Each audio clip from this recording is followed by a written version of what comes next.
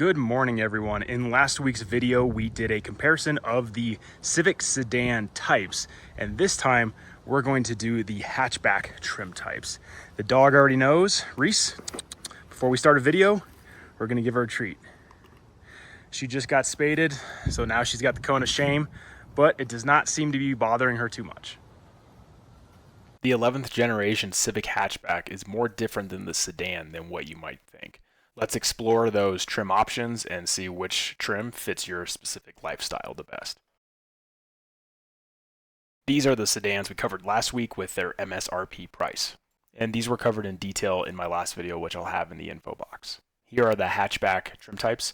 The first thing to note is that the EX is now the EXL and the Touring is now the Sport Touring. And the hatchback comes with a roughly $1,000 premium compared to its sedan version. With that said, let's go ahead and address the blue elephant in the room. There is no hatchback version of the Civic Si. No one really knows the true answer to why Honda made this decision, but if you watch any of Savage Geese's videos, they did have one video where they said they talked to a Honda representative, and Honda explained how they did not think the Civic Si hatchback would actually sell very well in North America. I don't think that's the number one reason why Honda made that decision. Instead, some people have said that an SI hatchback option would make the new Acura Integra less appealing to buyers, which makes sense. The Integra A spec is $7,500 more than the SI, but their performance is pretty much the same. And the Acura Integra is also a hatchback. So if you want a Civic hatchback that is also a sports car, you will have to go with the Type R. And right now the Type R has a significant dealer markup, and even the used market is selling for 10 grand over MSRP. Because of that outrageous price point, I won't be covering the Type R in this comparison video. This video is intended to help people make up their mind between the LX and the Sport, or maybe the EXL and the Sport Touring. I don't think anyone here is scratching their noggin trying to pick between the LX or the Type R. Also, the Type R isn't the only trim where the used market is higher than MSRP. Here are some used car results for the Civic hatchback. Note how most listings are higher than their brand new MSRP price. I did call my local dealerships and they are only putting dealer markups on the SI and the Type R. They are selling the other trims at MSRP. So at the time of making this video, it makes more sense to buy new than to buy used. To start off, there are no hubcaps with any of the trim types for the hatchback. The LX, being the budget-friendly entry option, surprisingly comes with 16-inch alloy rims, but very limited color options. The Sport has 18-inch gloss black rims, which are by far the nicest rims, and I really do wish those rims could be optioned into the other trim types, but they can't. The EXL doesn't really offer much to stand out from the other trims, but you can purchase the EXL in Honda's newest color. It's called Smoky Mauve Pearl. Kind of a fun name, but it's basically just a muted purple. Finally, the Sport Touring still has those 18-inch rims, LED fog lights, and also it is the only trim, including from the sedan options, that has the dual exhaust finishers. This is not found on any other trim type. Now, they do look nice, but keep in mind, they are most certainly fake. Something weird to note about the Sport Touring is that the manual transmission comes with only 3 exterior color options.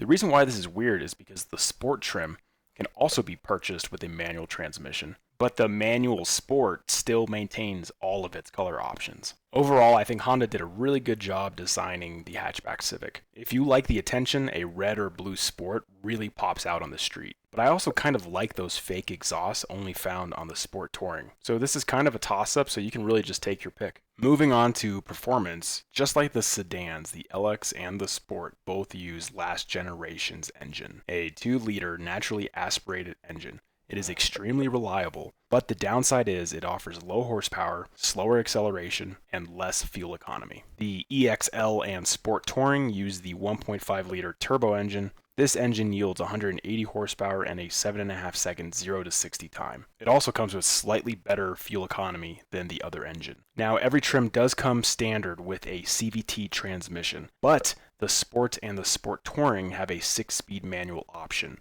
something the sedans did not have, unless you went with the SI. So which trim has the best performance? Well, if you value speed and fuel economy, you'll want the EXL or the Sport Touring. But if you want reliability and longevity, then there's really only one clear winner.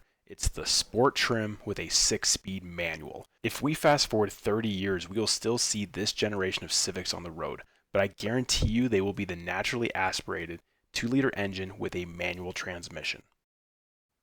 Now for the interior segment, this is going to be made easy because the LX and the Sport have the exact same interior features. Cloth seats, nothing is heated, no moonroof, no power seats, and the driver and passenger will experience the same climate settings. The EXL and the Sport Touring have a lot more creature comforts, which is something all of us distance commuters care about. Full leather seats, and the front seats are heated. A moonroof, 8-way power seats for the driver, and dual zone climate control system. The Sport Touring adds a 4-way power seat for the passenger, and it's also the only trim, which is still funny, the only trim with a sunglasses holder.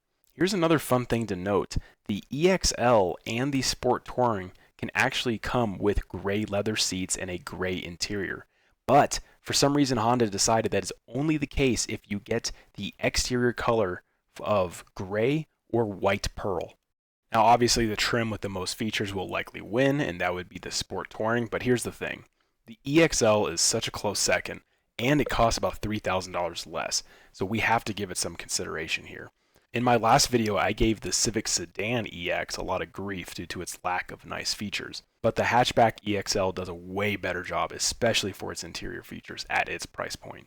It makes me wonder why the sedan version didn't just match the hatchback version for the EX trim. Kind of a weird thing Honda chose to do here.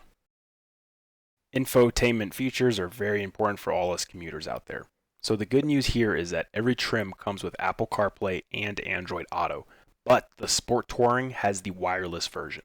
Just like with the sedans, Honda chose to only give the Sport Touring 2 USB ports. I still think this is weird because it just can't be that expensive to route an extra USB cable to the center console dash. The touchscreens are also the same. The LX, Sport, and EXL have a 7-inch infotainment touchscreen. Meanwhile, the Sport Touring has the premium 9-inch touchscreen. When it comes to driver gauge clusters, the LX, Sport, and EXL have a hybrid of analog and digital drive gauge clusters, but the Sport Touring has a full 10-inch digital gauge cluster. Now, if we want to talk about audio systems, the Sport Touring is the only trim that has the premium 12-speaker Bose audio system. Everything else either has an 8-speaker or a 4-speaker audio system. Based on these features, the Sport Touring shows how it has all the bells and whistles, and it will make your lengthy commute very comfortable. But keep in mind, you are paying over $30,000 for all of these features. Moving on to the conclusion, let's see how your lifestyle might fit a specific trim option. I remember in high school being 16 years old and always looking at cars. It seemed like everyone cared about style over comfort. So if you are a young buyer, or if you also just care about style over comfort, a 6-speed manual sport trim will be right for you. There's no denying that the black rims look great on a red or blue sport hatchback. And that powertrain should last you a long time with very little issues in the future. Now, if you don't care about those things, the LX is still there for your option. But at that point, why not just go for a used 10th generation Civic? You may be able to get a good deal and snag one for around 20 grand, which is about, $5 grand less than what the LX is going for. If you're anything like me, you want a comfortable, fun ride to bring you to work and back every single day. My commute is about 40 minutes one way, and I love the creature comforts. So the Sport Touring has additional USB ports for my personal phone and also my work phone. It has the best audio system for my conference calls, or if I want to get hyped up for the gym and I've got my music going because I know I'm going to do squats that day. And then plenty of power to get around the busy traffic. But I don't want to take away from the EXL. The EXL has the best gas mileage and some interior luxuries like leather, heated power seats. It has the leather steering wheel, and it comes with a moonroof. And I know a lot of people care about all those features. The EXL may be a bargain deal for some of you if you just don't care about the premium audio that comes in the Sport Touring. Now I think that covers it. The 11th generation Honda Civic Hatchback seems to really have a trim for just about every lifestyle. I think Honda did a really good job with the hatchback. And if these trims aren't sporty enough for you, you can always get the Type R. Thank you for watching, and subscribe if you want to see more. If there is a vehicle type that you want me to do a video on, go ahead and comment that below. I think the next vehicle I'm going to do is the Toyota 4Runner.